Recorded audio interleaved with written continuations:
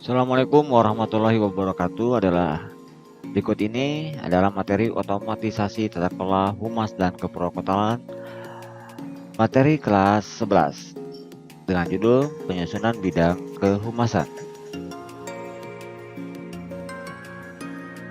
Kegiatan humas dalam menyampaikan pesan atau informasi kepada publik bukanlah kegiatan yang bersifat dadakan untuk menyampaikan pesan atau informasi. Humas harus mempersiapkan hal yang akan disampaikan dengan matang. Hal tersebut bertujuan agar semua pihak dapat memahami segala yang disampaikan humas dengan baik. Tujuan pembelajaran kali ini adalah, setelah mempelajari bab ini, siswa diharapkan mampu 1. Menerapkan penyusunan pesan bidang kehumasan, dan yang kedua, menyusun bidang kehumasan.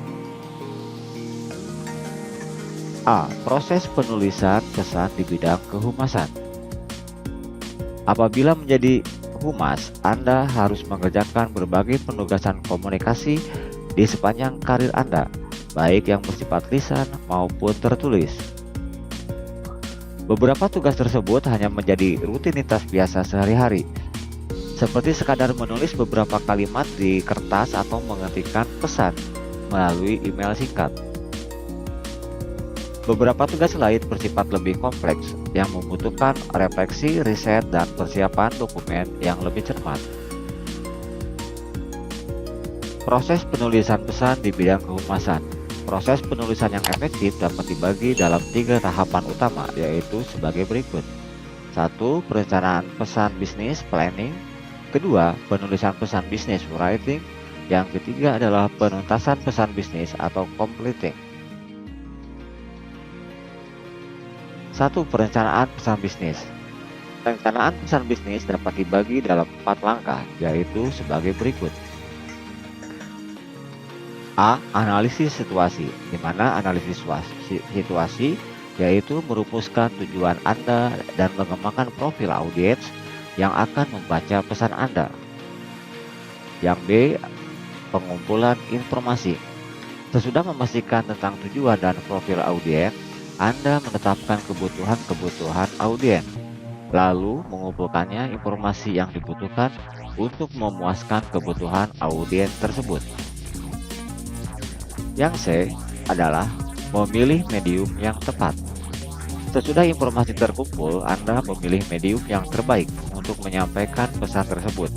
Misalnya, apakah pesan itu cukup disampaikan secara lisan atau tertulis, atau menggunakan media elektronik yang berupa audio atau visual.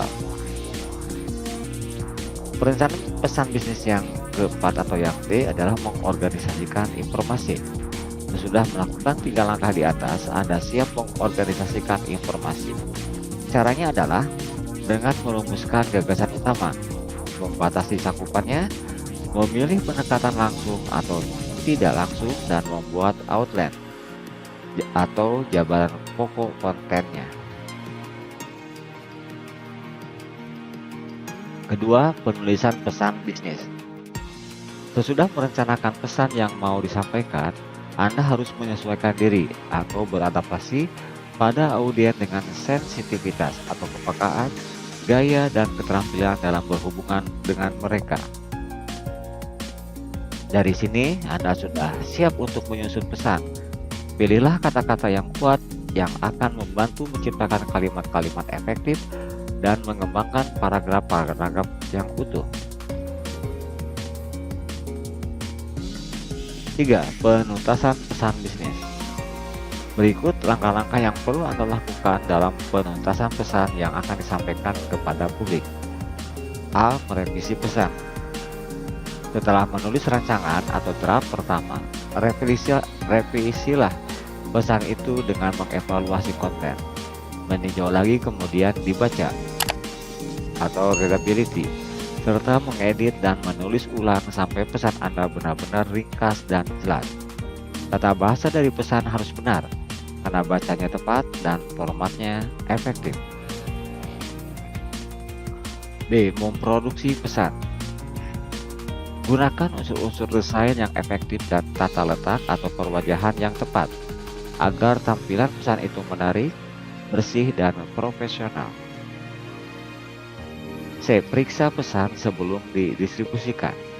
Periksa ulang rancangan terakhir untuk menghindari kesalahan dalam perwajahan, pengejaan, ataupun kemungkinan problem-problem mekanis lainnya. D. Distribusikan pesan.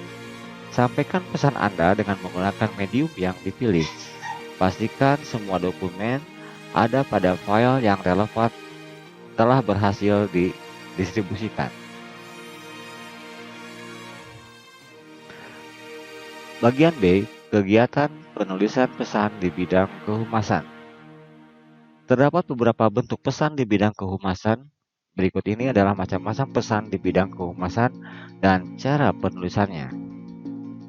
1. Penulisan press release.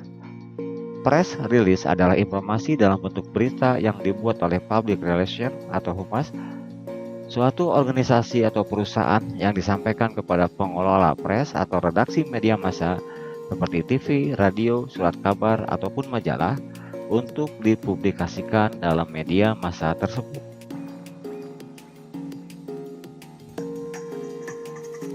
Menurut Vivin mengatakan, semua press release yang dibuat public relation memiliki format yang sama. Sebenarnya memiliki perbedaan penekanan pada informasi, yaitu sebagai berikut. A. Basic press release mencakup berbagai informasi yang terdapat dalam suatu organisasi. B. Product releases mencakup transaksi tentang target suatu produk khusus atau produk reguler untuk suatu publikasi perdagangan di dalam suatu industri. Yang C. Financial releases digunakan terutama dalam membina hubungan dengan pemegang saham. Press release atau news release merupakan kegiatan yang paling banyak dilakukan oleh public relation untuk publikasi melalui media massa cetak, surat kabar dan majalah, dan media massa meliputi TV dan radio. Frank Jeffkin mengemukakan unsur-unsur yang harus ditulis dalam public release. Unsur-unsur tersebut disingkat dengan SOLAADS, yaitu sebagai berikut. A. Subjek. Apa yang diungkapkan atau ide pokok dalam press release. B. Organization. Apa nama organisasi perusahaan pengirim news release. C. Location. Di kemana kegiatan yang diberitakan itu berlangsung. Advantage. Apakah ada sesuatu yang baru diungkapkan? Apakah keuntungan atau manfaat yang diperoleh darinya? Aplikasi. Apa kegunaannya dan siapa penggunanya? Detail. Apa yang menjadi spesifikasi atau detail dari informasi tersebut? Source. Sumber pengirim news release, yakni alamat yang dapat dihubungi untuk mendapatkan informasi lebih lanjut mengenai contoh-contoh barang. Bila mempelajari atau membaca surat kabar atau media massa dengan baik, maka akan terlihat bahwa media itu memiliki gaya dan karakteristik tersendiri, sehingga dalam menulis press release harus memperhatikan hal-hal berikut. A. Memberikan kejelasan tentang badan, instansi, nama organisasi atau perusahaan yang mengimpress release tersebut. B. Memberikan identitas pengirim dengan jelas, mencantumkan tanggal pembuatan press release tersebut. D. Mencantumkan sifat surat itu sehingga ada kejelasan waktu pembuatannya. E. Mencantumkan dari penulisan press release tersebut, dan E. Penulisan press release dalam 2 spasi. Yang G. Press release tersebut harus diberi judul. Yang H. Press release tersebut harus diberi amplop kecuali dikirim melalui fax, email, atau modem atau melalui internet. Yang I. Sertakan surat pengantar permohonan.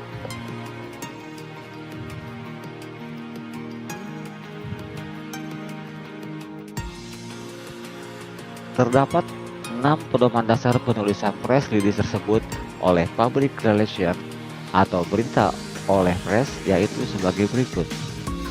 A. Berita tidak saja merupakan laporan suatu peristiwa yang sungguh terjadi dan suatu fakta, tetapi juga harus benar. B. Singkat tanpa mengurangi intisari dari laporan yang terkandung dalam berita. C. Jangan menyusun kalimat yang berbelit-belit, kalimat yang rumit dan sulit dicerna. Pilihlah kata-kata yang biasa yang sudah diketahui umum. D. Usahakanlah supaya halayak mendapat gambaran yang jelas apa yang diuraikan dalam berita itu. Untuk itu, gunakanlah kata-kata, kalimat, dan susunan sederhana. Demikian yang E. Segala sesuatu harus dilakukan dengan itikat baik dalam menyusun kalimat serta penggunaan kata-kata. Pastilah kelihatan hasil kerja yang jujur dan sungguh-sungguh. Yang F adalah menyangkut keselamatan rakyat dan negara, masyarakat dan individu. Berita yang bersifat politik dan berakibat jauh sehingga dapat menggelisahkan dan menyebabkan kekacauan harus benar-benar dinilai dan